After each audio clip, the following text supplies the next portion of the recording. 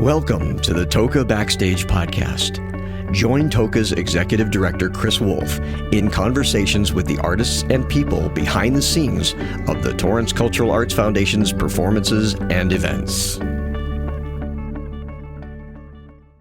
Hi, this is Chris Wolf, the Executive Director of the Torrance Cultural Arts Foundation. Welcome to another edition of TOCA Backstage. Today it was my extreme pleasure to speak with Debbie and Grace Fisher. Grace has an amazing and inspirational story that I just felt I had to share with you. What brought this to light was this being the 30-year anniversary of the Americans with Disabilities Act. I found that Grace had made a submission to the Easterseals Disability Film Challenge and reached out to her and just wanted to have a chat. And sure enough, it was truly inspirational. She is a bright light in what can be a very challenging world. So I urge you to take a listen, take a watch, check out her film entry in the. You can actually check it out on Facebook at the Easterseals Disability Film Challenge, or you can look at our email or our blog or our newsletter, where I will add a link to her film. This young lady has a lot to teach us all about just living in the moment and enjoying life. So take a listen to my conversation with Debbie and Grace Fisher. Thanks. Welcome again to TOCA Backstage. It is my great honor to have Debbie and Grace Fisher.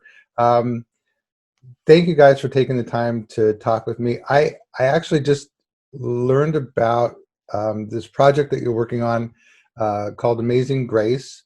Now, is it correct that it's a full-length documentary?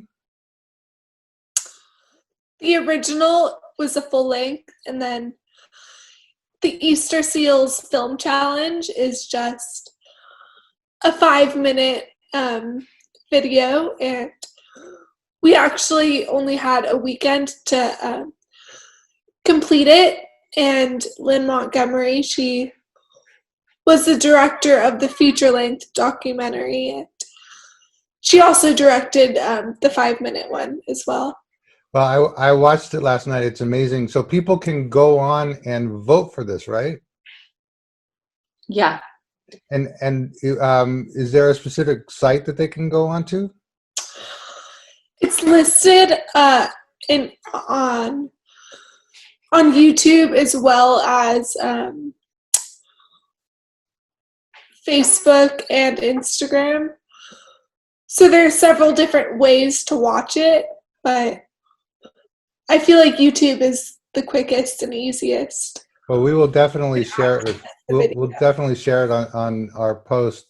So just for those who don't know, I actually was fortunate because a long time ago, your great aunt posted something on social media, which was a video of you playing the guitar, and I responded to her, let me know when I can book her, because it was a great video.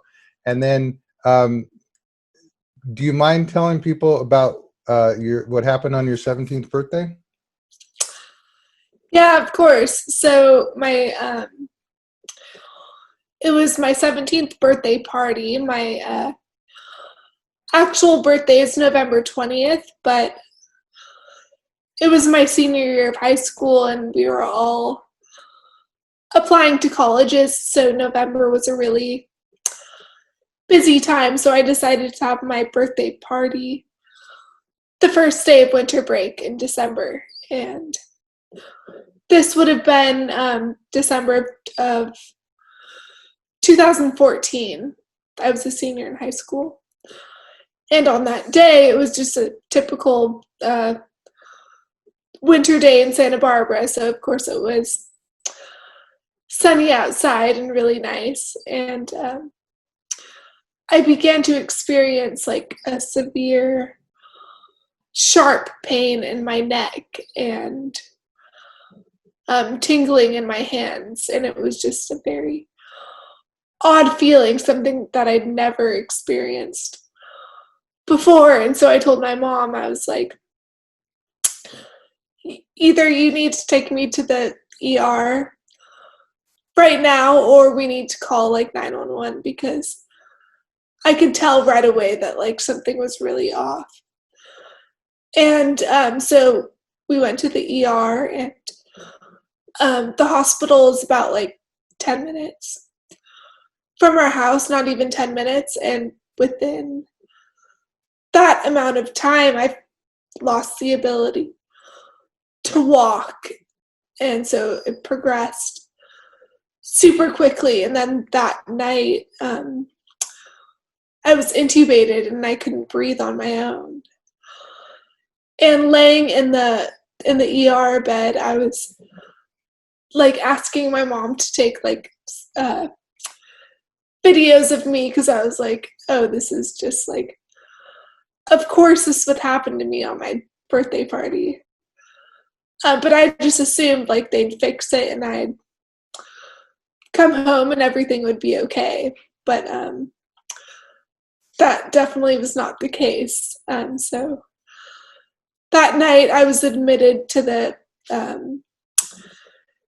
pediatric ICU, and I was there for 5 weeks, and it was there that they diagnosed me with acute flaccid myelitis, which is a really rare polio-like illness, and it's caused by a virus. They assume it was caused by the enterovirus D68, which is like a common cold virus, but for some unusual reason, it attacked my spinal cord, and it left me with a C1 incomplete spinal cord injury. So that was a result of the virus attacking my spinal cord. So, yeah. So at this point, obviously the injury is continued on, so you basically can't move from the neck down. Is that correct? Yes. Yeah. And before that, you, as I had mentioned, you were, from what I could tell, you were on your way to being like the next, forgive me if you don't like her music, but Taylor Swift was the first person I could think of. You obviously, and they show a clip of you playing the guitar in this video that we will share. You obviously had a talent. So I can't imagine the feeling you were feeling, but you seem to have actually excelled even more, because I understand you've written a symphony or something.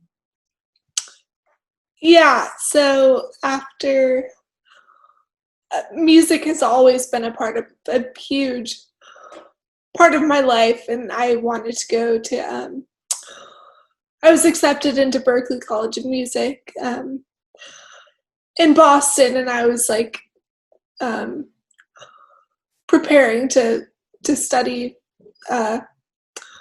music in college, and so in the hospital, like I was unable to move anything, and so that was really hard for me to accept that, like, okay, I'm not really able to play my instruments anymore, but I still had that knowledge of music and the love for music, and so I started composing and writing music, and there's a lot of adaptive technology that made it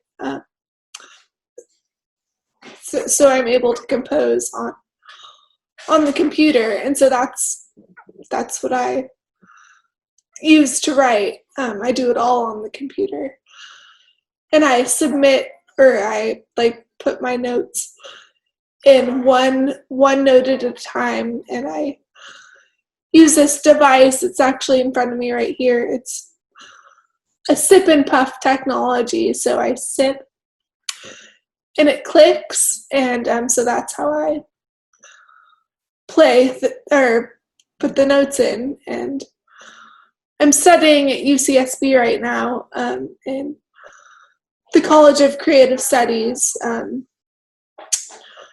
with a music composition degree, and it's pretty cool because my main professor there is someone that I grew up with.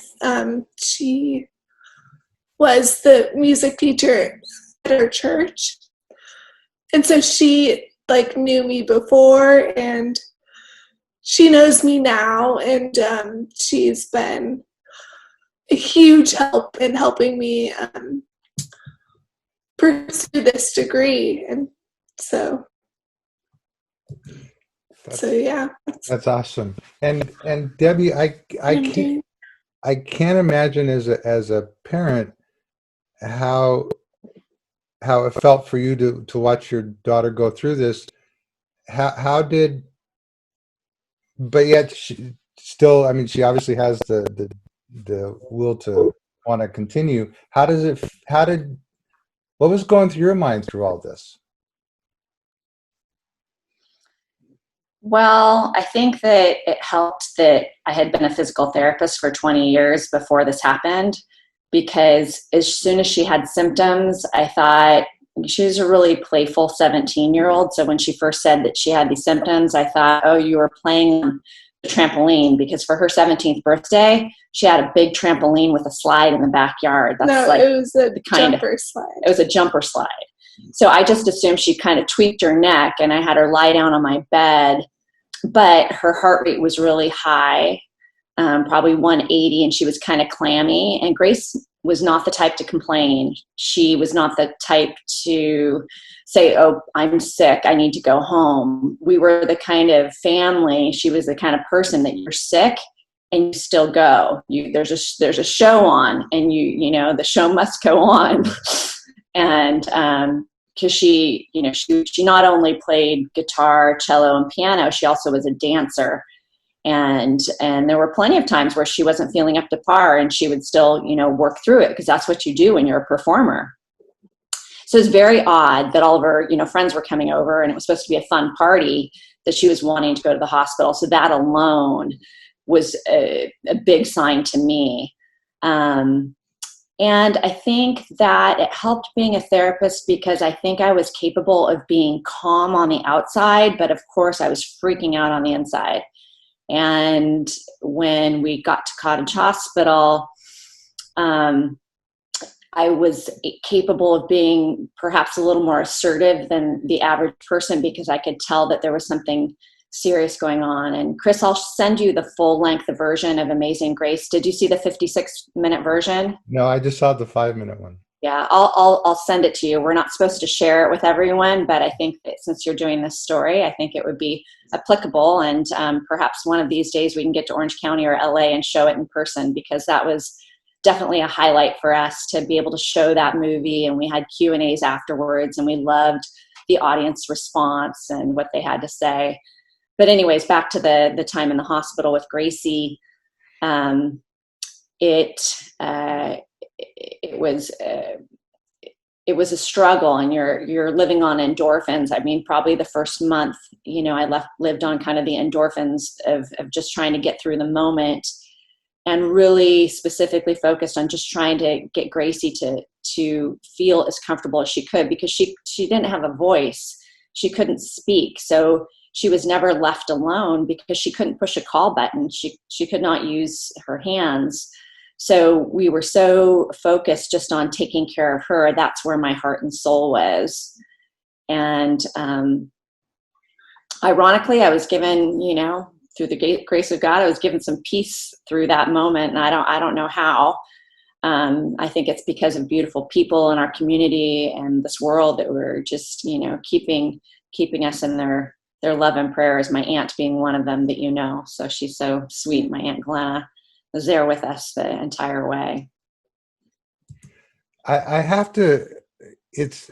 I mean, your stories are so inspiring, and I think now, I think especially now with people, everyone is being affected by COVID or losing their jobs, and so there seems to be this want to sort of whine, at least me. I whine a lot to my wife about, oh, I can't do this, I can't do that, I can't do shows in the theater.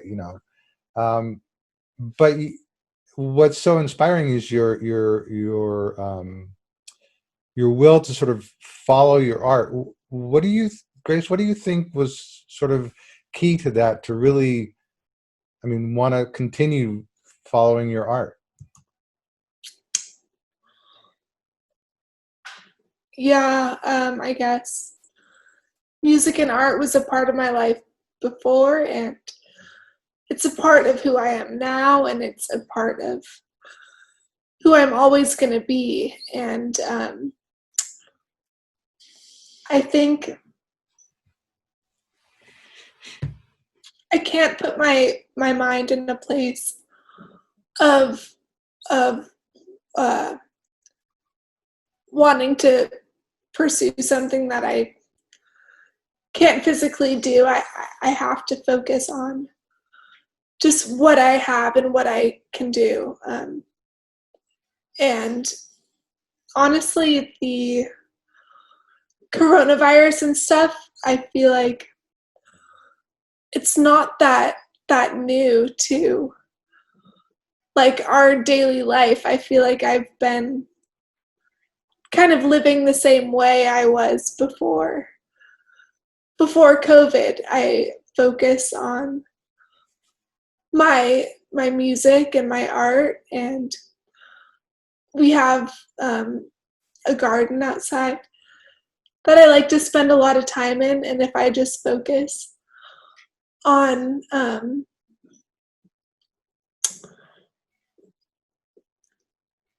the I don't know, I feel like this sounds like very,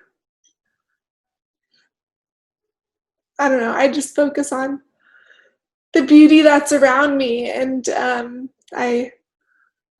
that's all I can do, because if I focus on like my losses and stuff, that doesn't really put me in a very good headspace. And it really helps that I have a really great family, and I just have felt supported by the Santa Barbara community, and I'm very happy and content, like in spite of what's happened to me. And it's been 5 years now, so I feel like I've lived this life long enough to where I'm not really focused on the life that I had before, because I feel like I'm very content in what I'm doing now. I just can't move. Like I just have to have someone help me. And so, Debbie, you were going to say something? I'm really grateful that Grace had the opportunity to learn about music and dance and art prior to becoming disabled, that she had the desire to learn piano first. And I'm grateful that we were able to provide piano lessons for her, because she learned so much that never left her brain. So she had the skills, the beginning skills of music to carry her forward. And she did have some guitar training, and certainly at Berklee College of Music, it was going to be much more extensive, but she was largely self-trained by the time she got the guitar, which was her freshman year of high school. And the footage that you'll see in the movie, she had only been playing for a couple years. So it's really hard if I think to myself, oh my God, she was so good and she had only been playing for a couple years. I can only imagine if she had had the training, and that just breaks my heart, and it's really not healthy to go there. And Gracie doesn't go there, so why should I? Right. You know? But she has that knowledge base of all those instruments that now she can write music for every single instrument in the orchestra. And I just feel so grateful that she had that knowledge early along. And I grew up in Santa Barbara. I was in the Monroe Elementary Orchestra. It was super, basic. I didn't really see the necessity of the arts as I was growing up. I certainly enjoyed it, but I didn't see the necessity. But for Gracie, it was a necessity. It was a necessity for her well-being and for her joy. And it was just such a huge part of who she was and who she became that it makes me value the arts so much more. Like seeing Grace, and I think one of the reasons she's able to find such joy in life is she had the arts growing up, and I'm just so grateful she was able to have that experience in so many different levels. It reminds me of an old saying. I'm going to butcher it. I'm sure this isn't the accurate actual saying, but I heard it was Confucius said that a bird sings because it has to, not because it necessarily wants to. And it's kind of like a musician. It's like you're born with the talent. You just have to express it. And I mean, for me, I can't play a tune for anything. I can't sing. I have no musical ability other than to appreciate it. And it always amazes me to watch a musician work, whether it's composing or playing a guitar. So I'm in awe of the fact that you were able to grasp the, sort of the sense of music and keep it in your soul. And then just now, at least you have still a way to express it. I mean, that's awesome. What do you see going forward? What's your hope? I mean, you've composed a symphony. I mean, what's next on the horizon for you? Well, I also have a foundation, and we provide music and art workshop and dance workshops for kids with special needs. And so it's really, that's just as much on my forefront as music and art, I feel like, in my own life.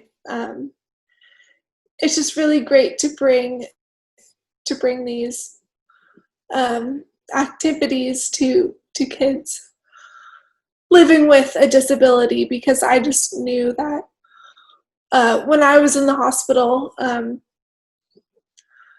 it was really the only thing that brought me joy and peace of mind, especially when you're in a hospital setting where like therapies are just not fun at all. And it kind of takes you, it really just puts you in the present moment, and you're just focused on what you're creating. You're not focused on a disability and things that you can't do. Because art and music is something that, and dance is something that can be adapted in a lot of different ways. And so that's been really fun, and I'm really passionate about that as well. And if somebody wants to learn more about your foundation, how would they find out about it? Yeah, we have a website, gracefisherfoundation.org, and you can see what we're doing there. And then we also have a YouTube channel, and with all the things that's happening with COVID, we can't have our in-person workshops and activities. And so I've put together some like virtual art tutorials, and we have the woman that teaches our dance classes. She's done a couple videos as well. So it's been a challenge, but also kind of fun for me to think about different ways to bring the arts to this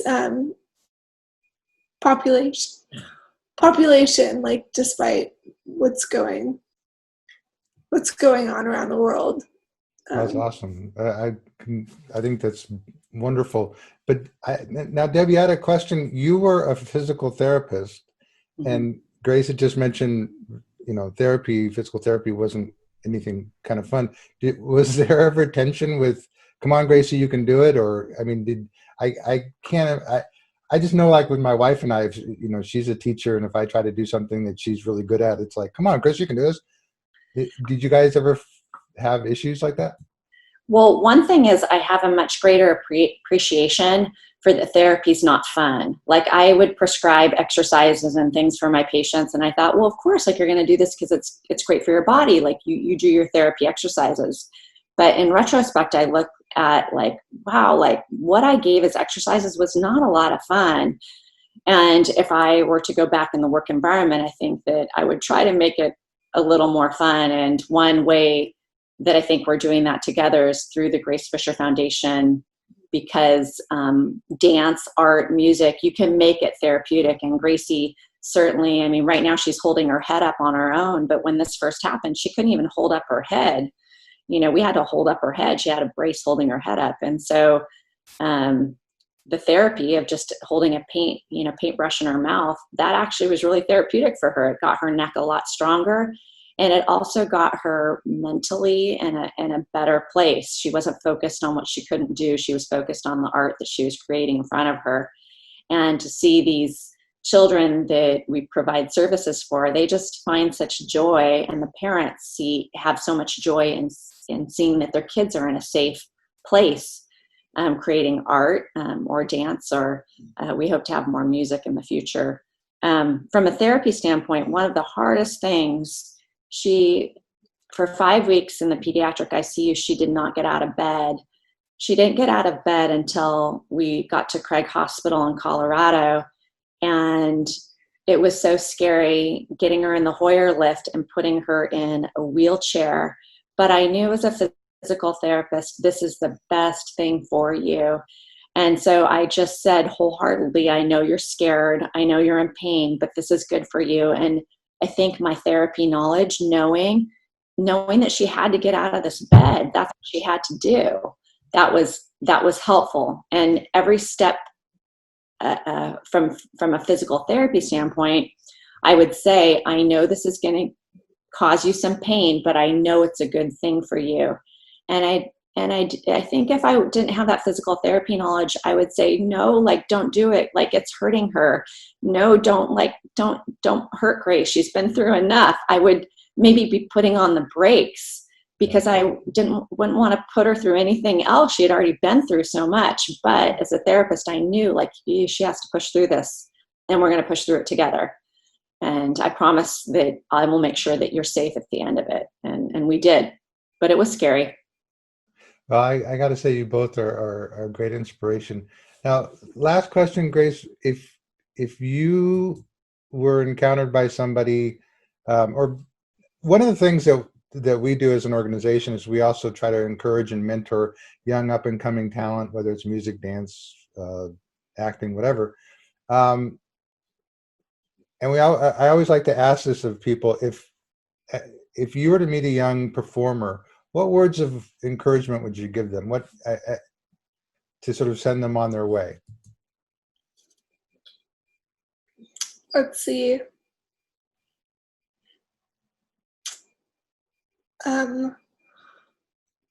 Practice and enjoy every moment, because this sounds cliche, but, like, you never know when something might happen and you might not be able to do it again. And I think I just totally, when I was a performer and stuff, I totally saturated myself with what I was creating, and I think just enjoy it. And I think that's the main thing. Just enjoy what you're doing, and be present with what you're creating. I think art and music is something that is it outlives us, and so it's really special to be able to create something that kind of is a time capsule. And so I think that's the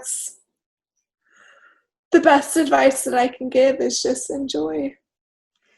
And I think that's great advice. I don't think anyone has put it quite so well.